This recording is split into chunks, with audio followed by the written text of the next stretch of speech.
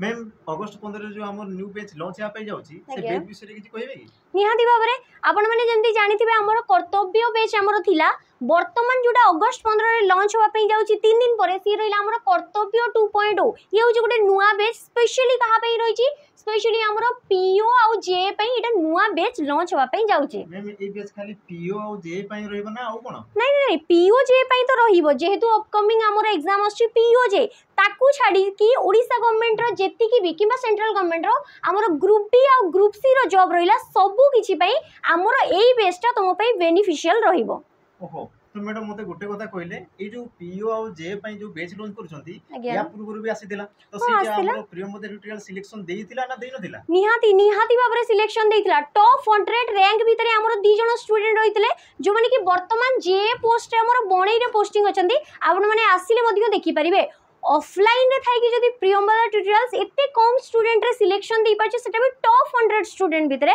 तो ऑनलाइन रे आसीले तो तबाही मचेबा माने तो आपण माने जल्दी जल्दी आसंतु जॉइन करंतु कांटेक्ट नंबर डिस्क्रिप्शन बॉक्स रे दिया आइची हम से तो जॉइन होंतु आ पीओ जे बैच रे जॉइन की आगु को ए प्रोसेस को बढ़ई बढ़ई की चलंतु। धन्यवाद।